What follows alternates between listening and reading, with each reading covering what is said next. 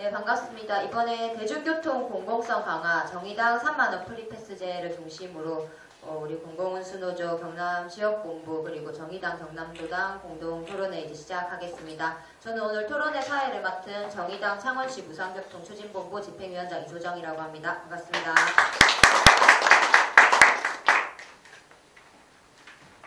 네, 시작에 앞서서 오늘 또 와주신 분들이 계신데요. 저희 공동 주최로 참여하신 배종철 공공운수노조 경남지역본부 조직국장님 와주셨고 본부에서도 많이 와주셨습니다. 그리고 또 저희 정의당 당원분들 와주셨고 또 민주버스노조에서도 와주셨습니다. 감사합니다. 발제자, 토론자 분들은 이제 좀 들어가면서 좀 소개를 드리도록 하고 저희 이번에 공동 토론회를 개최하면서 인사한 말을 이제 심상정 정의당 국회의원, 이은주 정의당 국회의원 두 분께서 보내주셨습니다. 그래서 좀 자료집을 인사말을 참고해 주시면 될 것 같고요. 본격적인 시작에 앞서서 저희 여영국 정의당 창원시 무상교통 추진본부 본부장을 맡으신 위원장님의 인사말을 먼저 들어보고 시작하겠습니다. 네, 반갑습니다. 여영국입니다.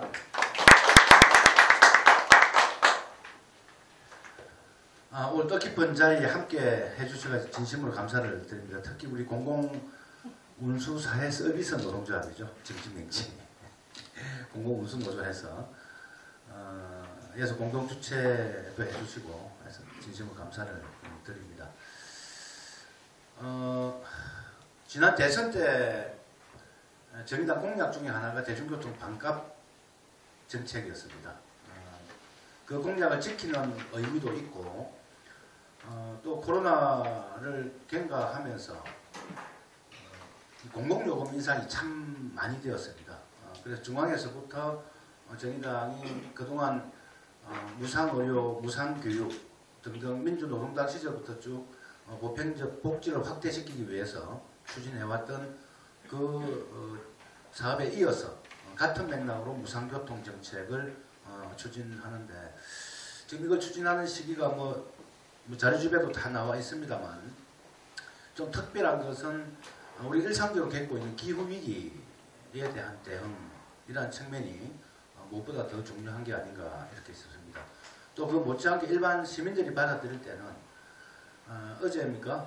1, 4분기 가계 동향조사 보고가 있었는데 우리 국민의 60%, 하위 60%, 전체 60%, 5분위 중에 1, 2, 3분위 국민은 오히려 실질소득이 감소하고 이제 빈부격차가 더 심해졌다 하는 그런 보고가 있었습니다.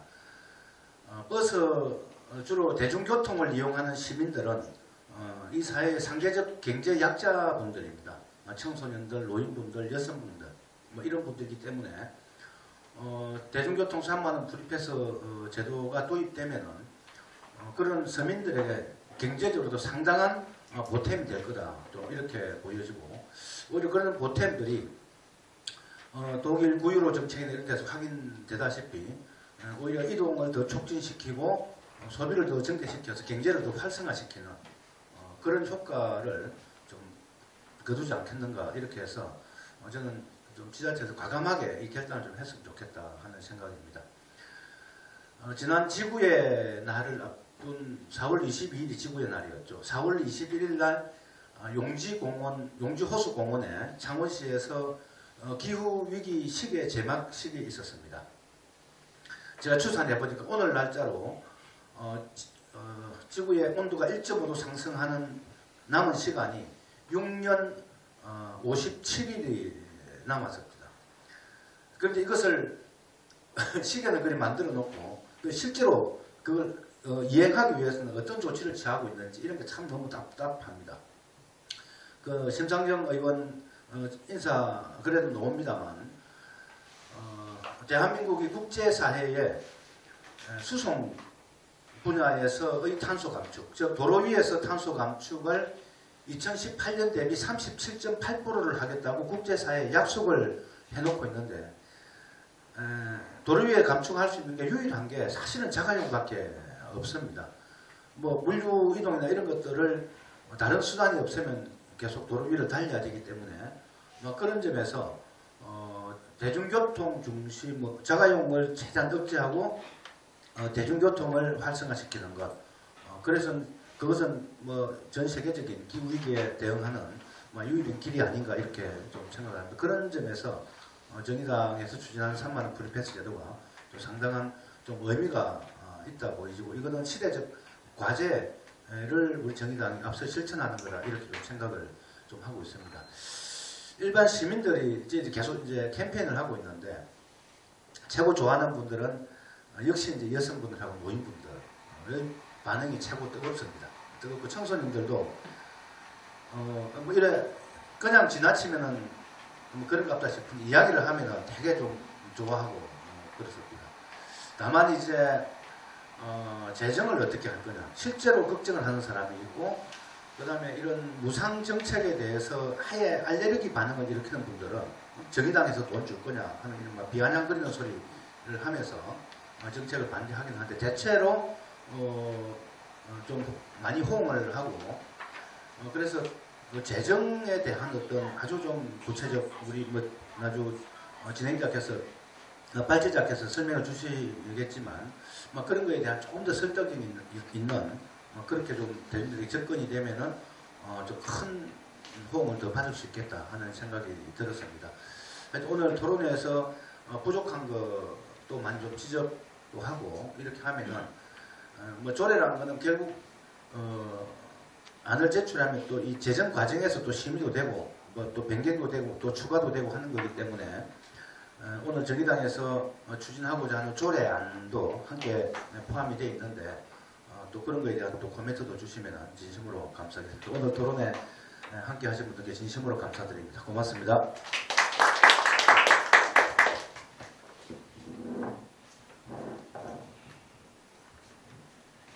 저희 정의당 경남도당에서는 지난 4월에 정의당 창원시 무상교통 추진본부를 발족하고 5월 22일에 조례 제정을 위한 대표자 교부 신청을 했습니다. 그래서 이제 6월부터 본격적으로 서명운동에 돌입할 예정이고 서명운동은 좀 시민분들과 함께 그리고 각 지역단체 노동조합과 함께 좀 수의민으로 참여해 주시는 분들은 시민서명운동본부로 좀 구성을 하고 5월 31일에 시민서명운동본부를 또 따로 발족을 하고 이제 좀 진행을 할 계획입니다. 그래서 또 이미 또 경남이나 창원 각 지역에서 이 무상교통 정책 그리고 프리패스와 이제 유사한 정책들을 미리 좀 제안 주신 바가 있고 해서 오늘 좀 지역사회에서 이 대중교통 프리패스제를 어떻게 바라보시는지 그리고 또 어떤 부분이 또 문제가 될지 어떤 부분이 더 좋을지 이런 의견들 나눠보면 좋겠습니다.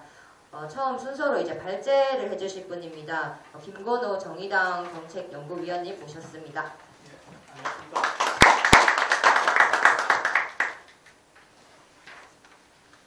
네, 김건호 연구위원님께서는 정의당이 지금 정당적 사업으로서 3만원 프리패스제, 1만원 프리패스제를 추진하고 있는데 좀 강력시도당의 사업 추진 현황이라든지 3만원 프리패스제를 정의당에서 도입하게 된 계기, 방향, 그리고 현재 어떤 상황인지 또 재원 마련은 어떻게 할 것인지 그런 부분들을 좀 설명해 주시기로 하겠습니다.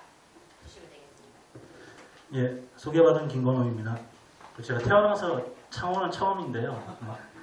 사실 정의당에서 일을 하면 중앙에서 일을 하면 선거 때마다 각 지역으로 파견을 나가기 때문에 여기 또 유력한 후보님이 계시기 때문에 많은 사람들이 여기 왔는데 저는 어떻게 그때마다 비켜나갔어요. 다른 지역에 가서 오늘 처음 와봤습니다. 처음 와봤고 덕분에 또 창원이라는 곳에 와봤고 또 여러분들과 같이 이야기를 나눌 수 있게 돼서 반갑고요.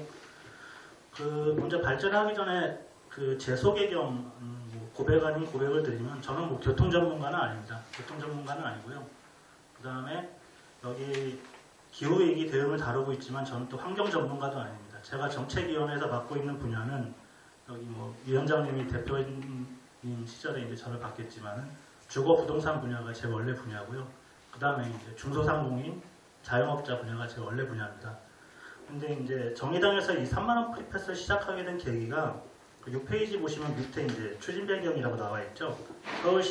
서울시가 이제 지난해 12월 29일 날 대중교통 요금 인상 발표를 했어요. 그래서 이제 그때 당시에 대표단에서 이제 정책위원회에 주문을 한 게 이 서울시의 방안에 대해서 좀 대응 방안을 상무위에 보고했으면 좋겠다라고 주문을 했어요. 그래서 그 제가 좀 정의당에서 이걸 왜 시작했는지, 그다음에 어떤 결과를 밟았는지, 우리가 앞으로 무엇을 할 것인지를 좀 토론의 발제보다는 좀 설명을 드리는 자리. 그리고 아무래도 좀 전문가보다는 아무래도 좀 더 쉽게 말씀을 드릴 수 있겠죠. 전문가분들이 얘기하는 어려운 용어보다는 좀 같이 대중교통을 이용하는 사람들끼리 그 시선에서 좀 말씀을 드리는 것으로 이해를 해주셨으면 좋겠습니다. 아까 말씀드린 대로 시작은 이제 6페이지에 있는 서울시 보도자료에서부터 시작됐다고 볼 수 있는데요. 그 대중교통 운영 적자가 지하철은 1조 2천억 원, 시내버스는 6천억 원 이렇게 나오는 보도자료인데 아마 때마다 아마 보셨을 보도자료일 겁니다. 뭐 한 2, 3년마다 아니면 4, 5년마다 보셨을 보도자료인데 어쨌든 대표단에서 이것에 대한 대응 방안을 주문을 했기 때문에 제가 이제 제일 먼저 한 작업은 7페이지에 있는 그럼 과연 이 서울시 보도자료의 내용이 옳은 것이냐, 타당한 것이냐, 그래서 문제점을 먼저 좀 지적을 해봤어요. 그 첫 번째는 이제 앞에 아까 보도자료에서 서울시 발표에 따르면 이제 버스 같은 경우에는 6천억 원 적자라고 하는데 제가 이 박스 안에 넣은 내용 감사원 보고서 감사 결과는 제가 뭐 수정한 게 아니라 감사원 감사 결과 그대로 토시 하나 바꾸지 않고 쓴 겁니다. 서울시 버스 준공영제는 매년 700억 원에 달하는 당기 순이익을 남겨주었고 미처분 이익은 4,487억 원 증가했고 이 잉여금에 따라서 배당을 해주는 배당액도 483억 원 증가했다라는 게 감사원 감사 결과였습니다. 그럼 이제 상식적으로 이런 생각이 들겠죠. 앞에서는 이제 6천억 원 적자라고 하는데 도대체 그럼 이 감사원 감사 결과는 뭐냐? 그럼 상식적인 수준에서 다시 한번 얘기를 하겠죠. 그럼 6천억 원 적자를 얘기하고 요금을 인상하기 전에 이거부터 먼저 해명을 해야 되는 거 아니냐? 라는 게 당연한 수순이겠죠. 하지만 지금 이게 2년이 지난 지금까지도 아직 감사 결과에 대해서는 내용이 나오고 있지 않아요. 그리고 많은 전문가분들이 지적을 해줬지만은 버스 준공영제로 인해서 버스 회사는 배올리고 있는데 오히려 시민들이 불편을 겪고 있다는 건 아마 서울뿐만 아니라 다른 데서도 많이 겪고 있는 문제일 거예요. 근데 이것을 해소하지 않고 요금 인상을 한다면은 과연 그걸 어떤 시민들이 납득할 수 있을까라는 문제가 하나 있고요. 두 번째 이제 계속 나오는 게 노인 무임 소송인데 그 1조 2천억 원 지하철 적자가 대부분 이제 노인 무임 소송이라고 얘기를 하고 있는데 노인 무임 소송을 왜 그러면 반대로 생각했을 때 왜 지하철 이용자가 그런 부담을 해야 할까라는 것이죠. 어떻게 보면 국가적인 복지 정책이고 지자체에서 실시하는 복지 정책인데 그거를 왜 지하철 이용자가 부담을 해야 할 것이라는 문제가 생기고 또 여기에 대해서는 이게 매년 반복되는 얘기지만은 그래서 이제 국토교통이 그러니까 국회에서는 계속 이제 이 노인 무임 소송 손실분을 이제 보전하기 위해서 예산을 마련하지만은 기획재정부에서 반대를 해서 통과 안 된 게 지금 거의 10년이 넘어갈 겁니다. 제 기억으로는. 이게 반복되고 있는데 이거를 교정하지 않고 시민들한테 넘기는 것이 과연 옳은 것인가라는 문제의식이 있고요. 세 번째가 제가 보기에는 가장 큰 문제라고 생각하는데 항상 나오는 게 이제 적자 얘기입니다. 적자 얘기고 수익자 부담이라는 얘기가 나오는데 저도 사실 대중교통을 이용하면서 이제 이런 보도자료를 볼 때마다 그런 생각을 했어요. 그러니까 그 죄책감까지는 아니지만은 부담감? 아 내가 너무 싸게 이용하는 거 아닌가? 그러니까 이게 실제 들어가는 돈에 비해서 좀 어떤 그런 생각을 가져보신 분들도 분명히 계실 거예요. 죄책감까지는 아니더라도. 근데 저도 이제 자료를 찾아보고 회사를 찾아보다 보니까 제가 이제 잘못된 생각을 하고 있었던 거죠. 어느 나라에서도 대중교통 요금에 대해서 그리고 대중교통 뭐 예산에 대해서 적자나 흑자 개념으로 접근하는 나라는 한 나라도 없습니다. 우리나라만이 지금 적자를 얘기하고 있어요. 왜냐하면은 대중교통이라는 게 다른 사회 공공재와 마찬가지로 필수적인 서비스거든요. 지금 우리가 더 이상 이 시대에 석기 시대도 아니고 걸어다닐 수는 없지 않습니까? 당연히 이용할 수밖에 없는 수단인데 이 수단에 대해서 적자 흑자를 얘기하는 것 자체가 잘못된 방향인데 우리는 어떻게 보면 그것에 대해서 아까 그 보도자료를 너무 익숙하게 봐왔던 것 같아요. 당연히 적자가 나는데 우리가 좀 더 내야겠구나. 인상을 하는 게 맞겠구나라고 하는 게 어떻게 보면 우리가 그동안 잘못 길들여져 왔던 게 아닌가. 저도 이제 좀 반성을 하게 되더라고요. 그래서 다른 나라 사례를 보니까 다른 나라는 흑자 적자 개념이 아니라 굳이 따지면은 전체 비용 중에서 요금이 차지하는 비율, 그 다음에 재정이 차지하는 비중만 얘기하고 있습니다. 그리고 그 비중이 어떻게 돼야 된다 규정하는 것도 아니고 단순히 이제 규정만 하고 있는 것이고 사례를 찾아보니까 뉴욕시장 같은 경우에는 요금이 차지하는 비중이 오히려 줄었어요. 요금이 차지하는 비중이 줄었다는 것은 재정에서 투입되는 그 비중이 더 높아졌다는 것이겠죠. 그 다음에 유럽이나 북미 같은 경우에도 대부분 요금이 차지하는 비중이 50% 이하면은 재정이 50% 이상을 당연히 이제 여기에 투입하고 있다는 것이죠. 그러니까 흑자 적자 개념이 아니라 당연히 공공이 부담해야 될 필수자라는 것이 전 세계적인 표준인데 우리나라만 지금 흑자 적자를 얘기하고 있습니다. 그 다음에 이제 네 번째는 기후위기에 역행한다는 것은 대중교통 이용자를 오히려 차별하고 있는 정책. 그러니까 대중교통을 활성화시키고 대중교통 이용자들을 더 늘리기 위해서는 요금에 의한 혜택을 줘야 되고 반대로 그 자가용을 이용하거나 도로교통을 통해서 그 환경 유발을 시키는 이용자들에게는 오히려 페널티는 아니더라도 지금과 같은 혜택을 주지 말아야겠다는 게 저희들 생각이거든요. 근데 지금 여기 내용을 적은 것도 보시면 아시겠지만은 서울시의 경우는 지금 연간 1,000억 원 이상이 신규 주차장 관리 비용입니다. 주차장은 대중교통 이용하는 사람들의 위한 공간이 아니죠. 자가용이나 자동차를 위한 공간이겠죠. 그리고 비용 같은 경우에도 이게 뭐 이거는 전문가분들이 얘기한 거니까요. 자가용 이용자들이 이제 1통행에 12,000원이 넘는데 부담은 2,080원. 이 얘기는 뭐냐면은 대중교통 이용하는 사람들을 일단 둘째치고 자가용이나 자동차를 이용하는 사람들은 자신들이 부담하는 어떤 환경 부담이나 이런 것에 비해서 아주 많은 특혜를 받고 있다는 것이죠. 우리나라는. 이따가 다시 뭐 유류세도 얘기하겠지만은 그런 것에 대해서 지적하지 않고 수정하지 않고 대중교통 요금을 인상하겠다는 것은 명백한 차별이죠. 이거는 어떻게 보면 대중교통 이용자들이 뭐 이런 얘기를 하시는 분들도 있더라고요. 2등 시민 아니냐 그러면 1등 시민은 승용차를 이용하는 시민들이고 지금까지 재정이 투입된 이 내용들을 보면은 그리고 대중교통 이용자들은 오히려 2등 시민 취급하는 것이 아니라는 얘기까지 나오고 있습니다. 그래서 여기까지만 이제 보고를 만약에 상무위에 드리면은 당연히 상무위에서는 이제 뭐라고 하시겠죠. 대안이 뭐냐 그러면 비판만 하지 말고 대안을 얘기해라.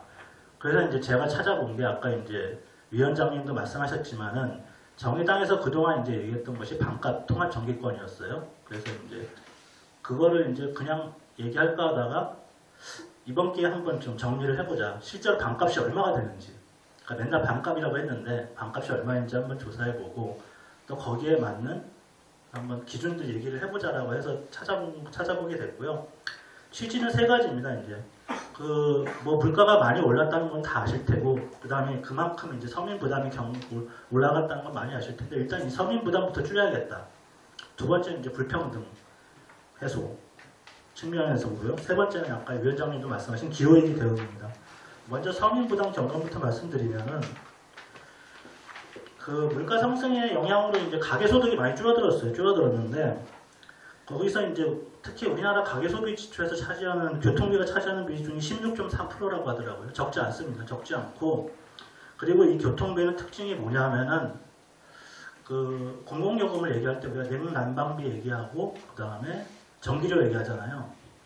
뭐 좀 잔인한 얘기일 수 있겠지만은 냉난방비나 전기료는 우리가 아끼려면 아낄 수 있습니다. 최대한 어떻게든지 아끼려면. 근데 대중교통 요금은 아낄 수가 없습니다. 걸어다닐 수 없잖아요. 아낀다고. 그냥 주어진 요금 그대로 이용할 수밖에 없는 고정비용이에요. 공공요금 중에서도 우리가 어떻게 좌지우지할 수 없는 아주 고정비용 중에 고정비용입니다. 이것이 올라간다면은 당연히 이제 서민부대 부담이 이 고물가 시대에 훨씬 높아질 수밖에 없고요. 두 번째는 이제 불평등 해소인데 많은 전문가분들이 요즘 시기를 세 가지 3대 위기라고 얘기하더라고요. 처음에는 이제 좀 지나가긴 했지만 코로나 팬데믹 위기를 얘기하셨고 그 다음에 이제 기후위기를 얘기하고 세 번째가 이건 사실 몇 년 전부터 계속 나오는 얘기인데 불평등 위기입니다. 우리나라뿐만 아니라 전 세계적으로 지금 자산 불평등, 소득 불평등이 커지면서 그러니까 미래에 대한 희망마저 이제 잃어버리게 되는 어떻게 보면 거대한 장벽이 생기는 것에 대해서 많은 분들이 우려를 하고 있는데 이 대중교통 요금 부담을 보니까 대표적인 역진적인 소비 지출 항목입니다. 뒷페이지에 보시면은 표로 뭐 어려운 내용일 것 같지만 쉽습니다. 이게 소득 분위별로 1분위, 그러니까 가장 많이 버는 사람 20%는 요금 부담 비율이 0.90%밖에 안 되는데 어려운 사람들, 소득이 낮은 분들은 그 비중이 2배, 3배로 높습니다. 이 말은 뭐냐면은 대중교통 요금이 오를수록 그 부담의 강도는 소득이 낮은 사람들한테 훨씬 커진다는 것이죠. 그렇다면 우리가 지금 해소해야 될 불평등, 물론 뭐 교통비뿐만 아니라 주거비 부담도 있고 여러 가지 불평등 요소가 있겠지만은 교통비도 여기에 대해서 분명히 큰 몫을 차지하고 있다라고 할 수 있겠습니다. 세 번째가 이제 기후위기인데요. 이게 아마 또 하나의 핵심 포인트가 될 수 있을 것 같아요. 왜냐하면 제가 이제 이 자료를 준비하면서 상무위에 보고할 때 전 세계적인, 그러니까 세계적인 자료, 세계 사례들을 살펴볼 때 하나같이 이거를 먼저 내세우고 있더라고요. 지금 제가 오다가 잠깐 뉴스를 검색해 봤는데, 국제기상기구라는 뭐 전문기구가 있는데, 지금 뭐 많은 분들이 들어보셨을 거예요. 1.5도 올라가면 이제 거의 지구가 마지노선처럼 이제 얘기를 하고 있죠. 많은 전문가분들이. 근데 국제기상기구가 어저께인가 그저께 발표한 자료를 보면 향후 5년 안에 1.5도가 오를 것이다라고 예측을 하더라고요. 그래서 저희 정의당에서도 뭐 교육을 많이 하고 강의도 많이 했습니다만은 TV 보면은 북극곰 나오잖아요. 그리고 북극곰 나오면서 이제 북극곰을 살려주세요 하고 여러 가지 이제 캠페인 광고 나오는데 전문가분들이 하는 얘기는 뭐 어린아이들한테는 미안한, 동심을 깨는 미안한 얘기지만 2030년 이전에 북극곰은 멸종한다고 합니다. 왜냐하면 북극곰이라는 말 그대로 북극에서 사는 곰인데 북극 자체가 없어지는데 북극곰이 어떻게 있을 수 있느냐. 2030년 안에 멸종할 것이니 도와줘봤자 소용없다라고 잔인하게 얘기하시는 분들도 계세요. 그리고 아마 뉴스를 통해서 많이 보셨을 거예요. 세계 각지에서 일어나는 기후 이상 현상들, 폭염 기록 갱신하고 있고 폭우 기록 갱신하고 있고 여러 가지 자연재해들이 벌어지고 있습니다. 사람의 체온이 36.5도에서 1.5도로 올라와서 38도가 되면은 그때 코로나 위기 때 얘기 나왔지만 그때부터 모든 병들이 시작하죠. 지구는 더하겠죠. 1.5도 오른다면. 근데 이 기후 위기 시대 이 계속 올라가는 이산화탄소의 가장 높은 비중을 차지하는 게 13.9%를 차지하고 있는 게 도로 수송 분야입니다. 이 온실가스를 배출을 줄이지 않고서는 더 이상 살아갈 수 없다는 게 전 세계적인 지금 암묵적인 게 아니라 절체절명의 과제입니다. 그렇기 때문에 이것을 위해서라도 도로 수송을 줄이기 위해서라도 대중교통을 활성화시켜야 된다. 어떻게든지 재정을 투입하고 뭐라고 간에 이거를 활성화시켜야 된다는 게 전 세계적인 지금 움직임입니다. 그 대표적인 게 이제 독일 9유로 티켓인데요. 잠깐 설명을 드리면 원래 이거는 사실 시작은 코로나 때 시작됐어요. 그러니까 코로나 때 많은 사람들이 일자리를 잃고 이제 소득이 줄어드니까 그거를 정감해 주자는 차원에서 시작을 해서 2022년에 3개월 동안 시행을 했습니다. 9유로니까 얼마죠? 한 12,500원 정도 되나요? 했는데 해봤더니 일단 많은 사람들이 이용을 했고요. 독일 성인 인구에 해당하는 사람들이 이용을 했고 이제 수치를 나중에 계산해봤어요. 독일 정부가. 그랬더니 물가 상승률을 낮췄습니다. 0.7%. 0.7%는 적은 수치가 절대 아닙니다. 그 다음에 이산화탄소 배출량 180만 톤 감소시켰습니다. 대기질 7% 향상시켰고요. 이 수치 또한 결코 적은 수치가 아닙니다. 이때 독일 정부가 들인 돈이 약 3조 5천억 원인데 최종 결론은 평가는 이 3조 5천억 원을 충분히 뛰어넘는 효과를 얻었다고 합니다. 왜냐하면 물가 상승률 낮추기 위해서 만약에 그냥 돈을 들였다면 얼마나 많이 돈이 들어갔겠습니까? 그리고 이 대기질 7%를 향상시키기 위해서 만약에 다른 예산을 투입했다면 얼마가 들어갔을까요? 아마 천문학적인 수치가 들어갔을 텐데 이 9유로 티켓 하나만으로 이런 정책 결과를 얻었다고 나오자 그 다음에 이제 다시 이제 지금 실행하고 있는 게 49유로, 이제 9유로보다 높은데 도이칠란드 티켓이라고 해서 약 72,000원 정도. 현재 독일 주요 도시의 정기권이 한 72유로니까 반값은 아니지만 한 60% 정도? 어쨌든 이거를 다시 시행하게, 이거는 이제 3개월이 아니라 영구적으로 시행하게 됐습니다. 왜냐하면은 아까 앞서 말씀드린 대로 분명한 정책 효과가 나타났거든요. 그리고 그 정책 효과라는 것은 딴 게 아니라 우리가 맞닥뜨리고 있는 위기를 해소하기 위한 절체절명의 정책인데 그 정책을 시행할 수 있는 가장 최고로 좋은 조건의 정책이기 때문에 이걸 시행하게 됐죠.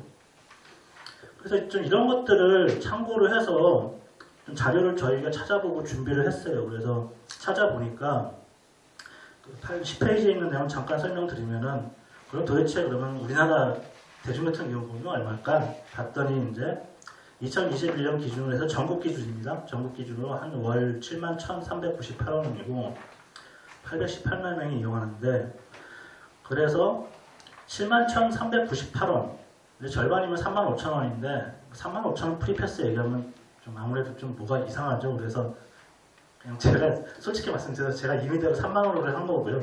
3만원으로 책정을 해보니까 그 차액, 여기 산식을 보시면 아시겠지만 월 한 3,386억 원 전국적으로요. 이게 추가로 소요되는 것이고, 연간으로는 4조 632억 원이 소요되는 것이고요. 지금 참고로 말씀드리면 아까 얘기 드렸던 도이칠란드 티켓 월 49 유로가 한 연간 한 4조 원 정도 됩니다. 독일에서 그거를 재원은 이렇게 되고, 다만 이제 이렇게 되면은 3만 원 그러면 이상 쓰지 않는 사람들은 뭐 혜택이 도대체 뭐냐라는 얘기가 나올 수 있겠죠. 그래서 3만 원 미만 대중교통 이용자들에게는 많은 분들이 지금 알고 있지 못한데 알뜰 교통카드라는 게 있거든요. 현재 한 60만 명 좀 안 되게 이용하고 있는데, 이게 한 30% 정도 할인을 할 수 있어요. 대중교통 요금에. 근데 많은 분들이 이용을 아직 모르고 계신데, 이거를 이분들이 하는 50% 이상을 확대해서 3만 원 미만 분들에게도 혜택을 좀 드리자라는 내용이고요. 이제 많은 분들이 이제 얘기를 하시고, 그리고 전문가들한테 만약에 얘기를 했을 때 가장 부딪히는 문제가 아마 재원 마련 방안일 거예요. 재원 마련 방안인데, 첫 번째 이제 얘기를 하고 있는 거, 저희가 지금 주장을 하려고 하는 것은 현재 교통시설 특별회계가 있습니다. 그 정부 예산 항목 중에 이게 한 연간 걷어들이는 돈에 따라서 약간 차이가 있는데 한 15조 원에서 20조 원이라고 생각하시면 돼요. 근데 이 15조 원, 20조 원의 대부분 한 7, 80%는 여전히 건설 사업에 쓰이고 있어요. 그러니까 도로, 철도 건설 사업. 도로, 철도 건설 사업은 누구를 위한 것이겠습니까? 철도는 뭐 예외를 치더라도 도로, 아마 여기 계신 분들 도로 건설 예산이나 이런 것들 들어보셨을 거예요. 각 지자체에서. 매년 계속해서 나오고 있죠, 예산이. 뭐 언제까지 도로를 건설할지 모르겠지만 그 도로 건설은 결국 승용차 이용자들을 위한 것이거든요. 대중교통 이용하고는 아무 상관이 없습니다. 그럼 언제까지 이 교통시설 특별회계를, 이 교통시설 특별회계는 마련되는 재원이 교통세, 에너지세, 환경세, 어떻게 보면 환경을 지키자는 내용의 세금인데, 세금인데 이것들을 쓰는 것은 오히려 환경 쪽이 아니라 대중교통 쪽이 아니라 이런 도로 건설 쪽에 쓰이고 있다면 잘못된 것이겠죠. 그래서 이 교통시설 특별회계를 전면적으로 바꾸자라는 것이 첫 번째고요. 그 다음에 이제 아까 제가 이제 2등 시민 얘기하면서 대중교통 이용자들 차별하고 있다고 말씀을 드렸는데, 여기에 좀 인센티브를 줄 수 있는 재정 운용을 좀 전환시켜야 되겠다는 게 저희들 생각입니다. 예를 들어서 유류세 나와 있는데, 물론 유류세는 인정을 해야겠죠. 코로나 시기 때, 특정 시기 때 이제 많은 어려움이 있었기 때문에 경감을 해줬지만, 어쨌든 간에 이 유류세도 사실 많은 논란을 일으켰습니다. 환경단체 쪽에서도 반대를 많이 했었고, 이 금액만 8조 원입니다. 지금까지 8조 원이면 아까 제가 이제 말씀드렸던 게 3만 원 프리패스가 연간 4조 원이니까 사실 이 유류세만 제대로 사회적 합의를 통해서 제대로 조정만 해도 2년치는 충분히 나오고도 남습니다. 이것만 하더라도. 그 다음에 마지막에 지방자치단체인데요. 그 독일 같은 경우에는 50% 원칙입니다. 물론 독일하고 우리나라의 경우를 똑같이 얘기를 할 수는 없습니다. 여러가 똑같이 얘기를 할 수 없지만 왜 이 50% 하냐면은 국가의 모든 걸 맡겨놓을 수 없는 게 대중교통이거든요. 그리고 지금 대중교통 요금을 지자체에서 결정하게 돼 있어요.